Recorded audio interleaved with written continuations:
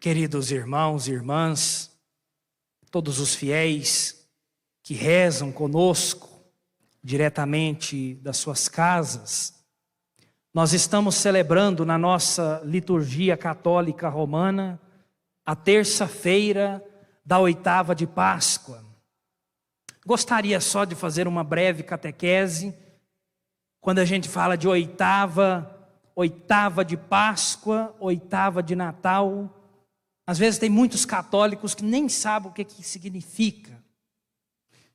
Por isso aproveito a oportunidade para fazer essa breve catequese e amarrar com as leituras bíblicas da missa de hoje.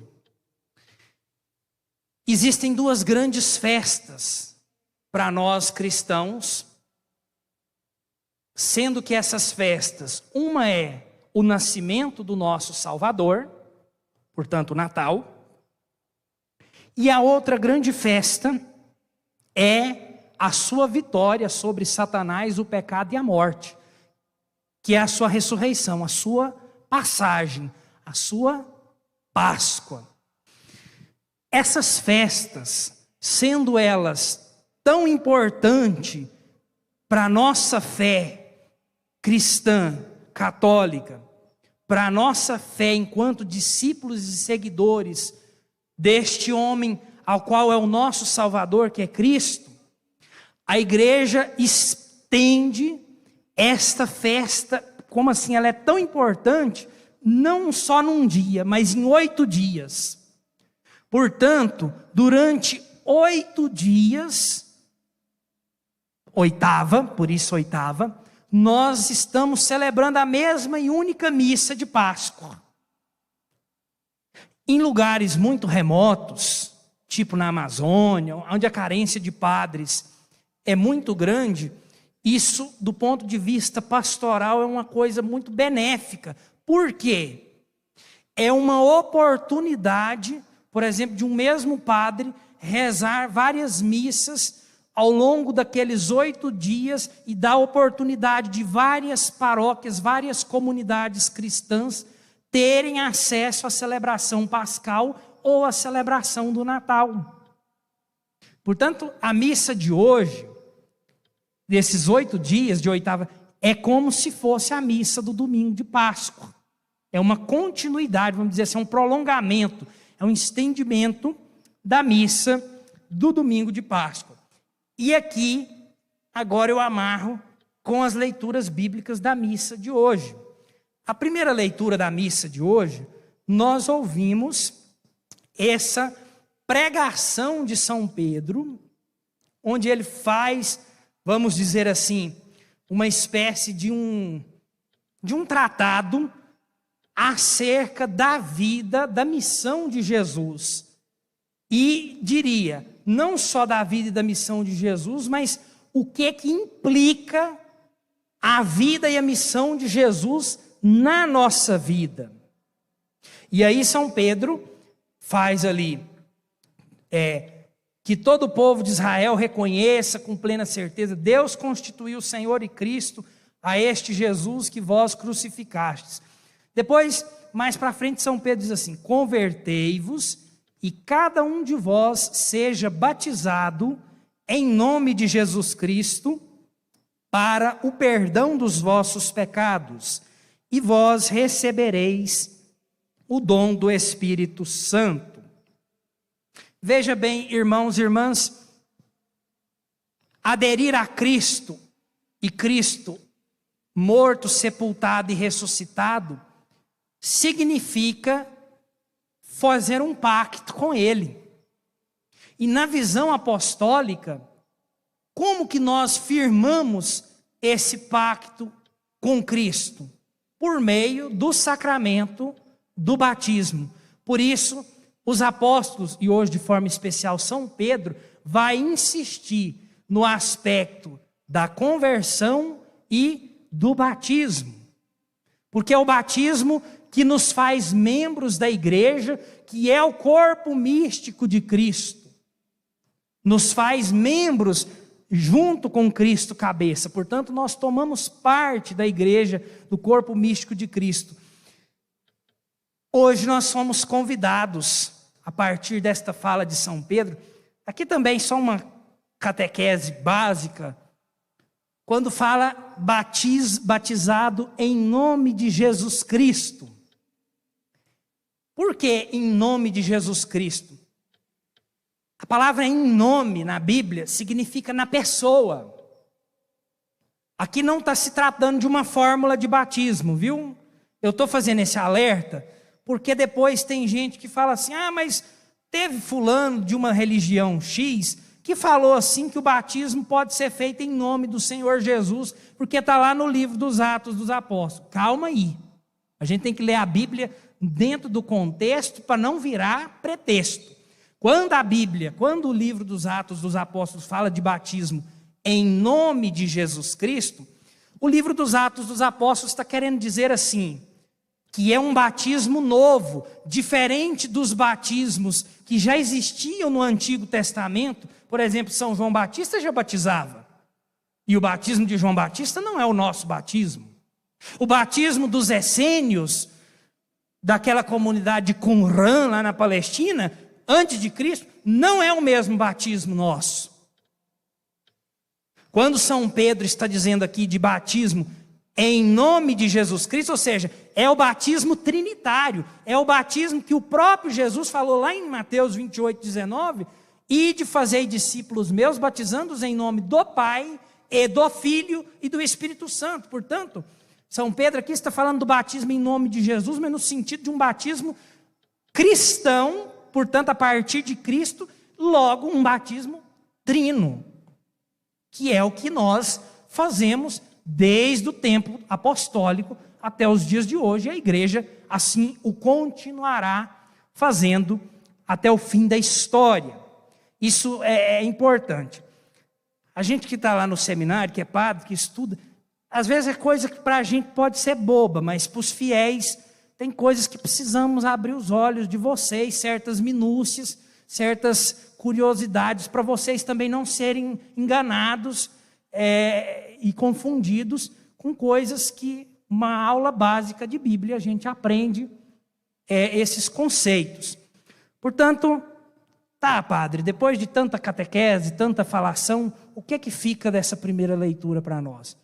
Fica para nós que Cristo ressuscitou e que no batismo, de certa forma também, todos nós, sacramentalmente falando, espiritualmente falando, de um modo ou de outro, já morremos para uma vida de pecado e ressuscitamos com Ele para uma vida nova. Nós, de certa forma, já pelo batismo, morremos para essa vida de pecado e ressuscitamos com Ele já para uma vida nova. Claro que essa ressurreição do ponto de vista da natureza humana, existencial, ela se planificará no último dia, como nós bem dizemos no credo, creio na ressurreição da carne e na vida eterna, amém, não é assim? Claro que isso vai se planificar, mas que já começou, de certa forma, espiritualmente, no dia do nosso batismo, e foi exatamente disso, por isso que não tem como falar das leituras de hoje, se não citar as leituras da missa de domingo, porque é uma missa continuada, vamos dizer assim, é um pouco do que fala a segunda leitura da missa de domingo, para quem prestou atenção na missa do último domingo de Páscoa, onde São Paulo fala para buscar as coisas do alto, porque nós já ressuscitamos com Cristo. E ali São Paulo está falando que nós ressuscitamos como?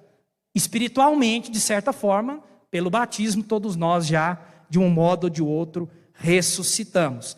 Depois, em consonância com esse morrer para o pecado e ressuscitar com Cristo para uma vida nova, buscando uma vida de conversão, como São Pedro nos fala na primeira leitura, vem de encontro o que nós ouvimos no Santo Evangelho de hoje, que é um trecho do capítulo 20 de São João, onde São João retrata este episódio do túmulo vazio que Santa Maria Madalena vislumbra, né?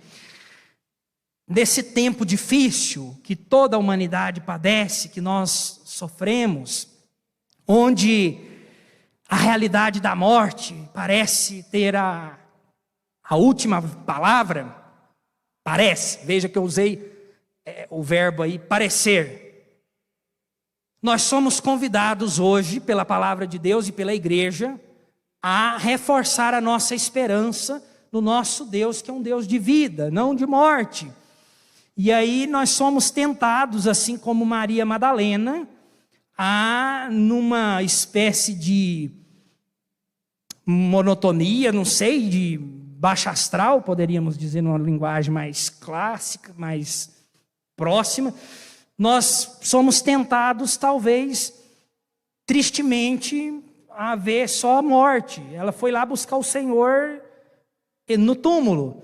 Entretanto, Deus, na sua infinita bondade, sempre nos surpreende e nos mostra o túmulo vazio, a realidade do túmulo vazio. O túmulo vazio é uma resposta também para nós hoje, para nos animar, para dizer assim que a morte não tem a última palavra.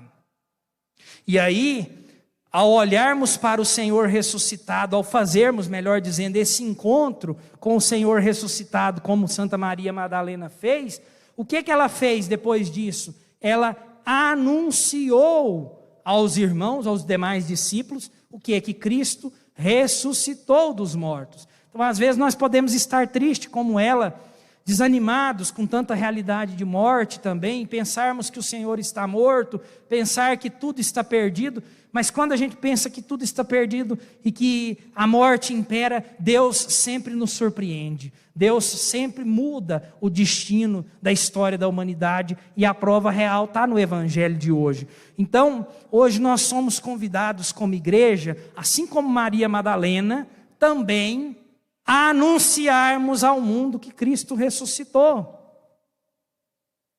Anunciarmos o que é esperança. Cristo é a nossa esperança. Eu dizia domingo na missa, não sei se alguém participou, dos profetas da desgraça.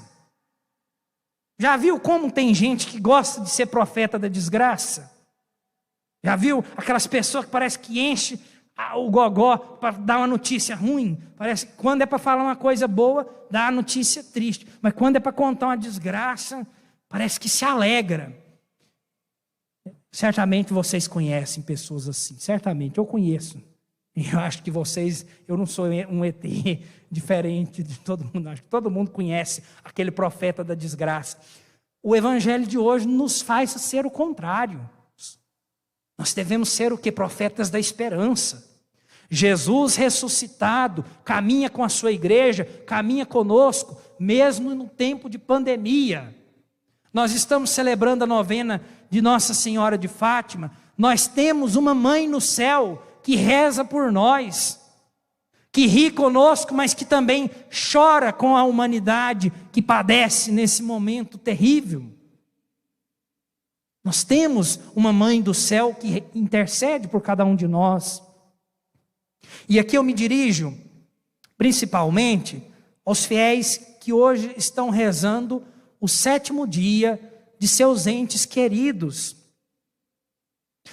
Caros irmãos, é a fé nesse Jesus do Evangelho que nós acabamos de ouvir que nos sustenta e que nos faz dizer com toda certeza e garantia de que os entes queridos de vocês, que um dia nós também experimentaremos a morte, mas que nós o quê? Ressuscitaremos. Ressuscitaremos com Cristo para uma vida nova. Porque Jesus venceu o pecado e a morte, e Ele não levou para si só essa vitória, essa coisa boa. Ele divide conosco. Porque se morrermos com Cristo, com Ele ressuscitaremos.